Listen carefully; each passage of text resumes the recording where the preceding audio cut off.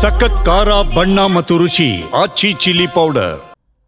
ತೀರಾ ತಡವಾಗಿ ಮಲಗ್ತೀರಾ? ಮಧ್ಯರಾತ್ರಿ 12-1 ಗಂಟೆಯಾದರೂ ನಿದ್ರಿಸದೆ ಮೊಬೈಲ್ ನೋಡ್ತಾ ಇರ್ತೀರಾ? ಹಾಗಿದ್ರೆ ಟೈಪ್ 2 ಡಯಾಬಿಟಿಸ್ ಅಪಾಯ ಖಚಿತ.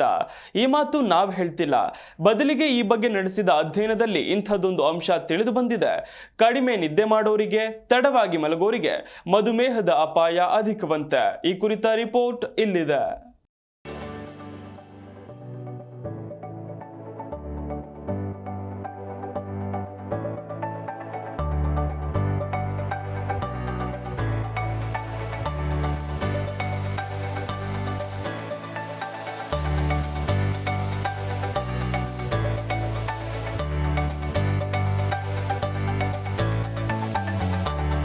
ಇತ್ತೀಚೆಗೆ ಒತ್ತಡದ ಕೆಲಸಗಳು, late night work, party, traffic ಹೀಗೆ ಒಂದಲ್ಲ ಒಂದು ಕಾರಣದಿಂದಾಗಿ ತಡವಾಗಿ ಮಲಗುವುದು ಅಭ್ಯಾಸವಾಗಿರುತ್ತೆ.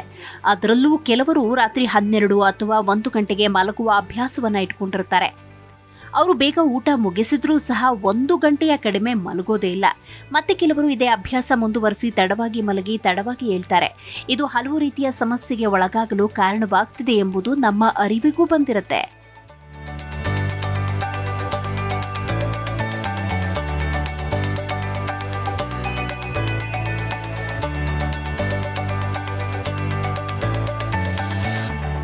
ಆದರೆ ಈಗೊಂದು ಹೊಸ ವರದಿಯ ಪ್ರಕಾರ ತಡವಾಗಿ ಮಲಗುವುದು ಟೈಪ್ 2 ಡಯಾಬಿಟಿಸ್ಗೆ ಕಾರಣವಾಗ್ತಾ ಇದೆ.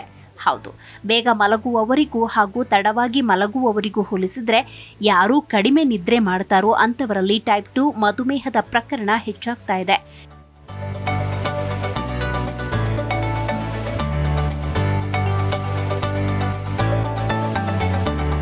ಈ ಅಧ್ಯಯನ ನಿದ್ರೆಯ ಸಮಯ, ದೇಹದ ಕೊಬ್ಬಿನ ವಿತರಣೆ, ಮಧುಮೇಹದ ಅಪಾಯದ ನಡುವಿನ ಸಂಪರ್ಕದ ಮೇಲೆ ಕೇಂದ್ರೀಕರಿಸಿದ್ದು, ಈ ಅಧ್ಯಯನದಲ್ಲಿ ತಡವಾಗಿ ಮಲಗುವವರಲ್ಲಿ 50% ಟೈಪ್ 2 ಡಯಾಬಿಟಿಸ್ಗೆ ಒಳಗಾಗುವುದು ದೃಢವಾಗಿದೆ.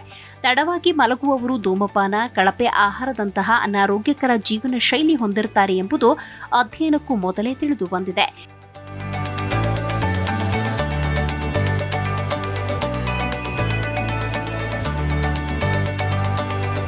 ದೇಶದಲ್ಲಿ 100 ದಶಲಕ್ಷಕ್ಕೂ ಹೆಚ್ಚು ಜನ ಟೈಪ್ 2 ಡಯಾಬಿಟಿಸ್ ಕಾಯಿಲೆಯಿಂದ ಬಳಲ್ತಿದ್ದಾರೆ. ಹಾಗೆ ಇತ್ತೀಚಿನ ದಿನಗಳಲ್ಲಿ ಈ ಪ್ರಮಾಣ ಮತ್ತಷ್ಟು ಹೆಚ್ಚಳವಾಗಿದ್ದು ಎಲ್ಲರ ಆತಂಕ ಹೆಚ್ಚಾಗಲು ಕಾರಣವಾಗಿದೆ.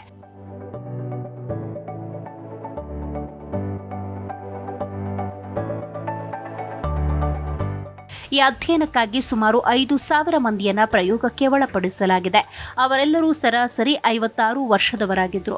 ಹಾಗೆ ಇವರನ್ನ 2 ಗುಂಪುಗಳಾಗಿ ವಿಂಗಡಿಸಲಾಗಿತ್ತು. ಅವರಲ್ಲಿ ದೇಹವು ಇನ್ಸುಲಿನ್ ಅನ್ನ ಸರಿಯಾಗಿ ಬಳಸುವುದಿಲ್ಲ.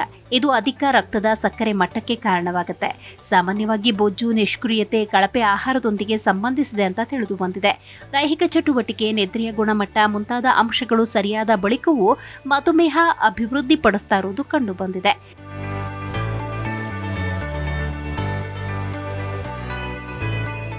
ಸಾಮಾನ್ಯವಾಗಿ ಟೈಪ್ 2 ಮಧುಮೇಹದಲ್ಲಿ 2 ಸಮಸ್ಯೆ ಇರುತ್ತೆ. ಮೊದಲನೇದಾಗಿ ಮೆದುಜೀರಕ ಗ್ರಂಥಿಯು ಸಾಕಷ್ಟು ಇನ್ಸುಲಿನ್ ಅನ್ನು ಉತ್ಪಾದಿಸುವುದಿಲ್ಲ. ಎರಡನೇದಾಗಿ ಜೀವಕೋಶಗಳಿಗೆ ಸಕ್ಕರೆಯ ಚಲನೆಯನ್ನು ನಿಯಂತ್ರಿಸುವ ಹಾರ್ಮೋನ್ ಮತ್ತು ಜೀವಕೋಶಗಳು ಇನ್ಸುಲಿನ್ಗೆ ಕೆಟ್ಟದಾಗಿ ಪ್ರತಿಕ್ರಿಯಿಸುತ್ತೆ, ಕಡಿಮೆ ಸಕ್ಕರೆಯನ್ನು ತೆಗೆದುಕೊಳ್ಳುತ್ತೆ. ಟೈಪ್ 1 ಮತ್ತು ಟೈಪ್ 2 ಡಯಾಬಿಟಿಸ್ ಎರಡೂ ಬಾಲ್ಯ ಮತ್ತು ಪ್ರೌಢಾವಸ್ಥೆಯಲ್ಲಿ ಪ್ರಾರಂಭವಾಗಬಹುದು. ವಯಸ್ಕರಲ್ಲಿ ಟೈಪ್ 2 ಹೆಚ್ಚು ಸಾಮಾನ್ಯ. ಆದರೆ ಸ್ಥೂಲಕಾಯತೆ ಹೊಂದಿರುವ ಮಕ್ಕಳ ಸಂಖ್ಯೆಯಲ್ಲಿನ ಹೆಚ್ಚಳವು ಕಿರಿಯ ಜನರಲ್ಲಿ ಟೈಪ್ 2 ಮಧುಮೇಹದ ಸಾಧ್ಯತೆಗಳು ಹೆಚ್ಚು ಎಂದು ತಿಳಿದು ಬಂದಿದೆ.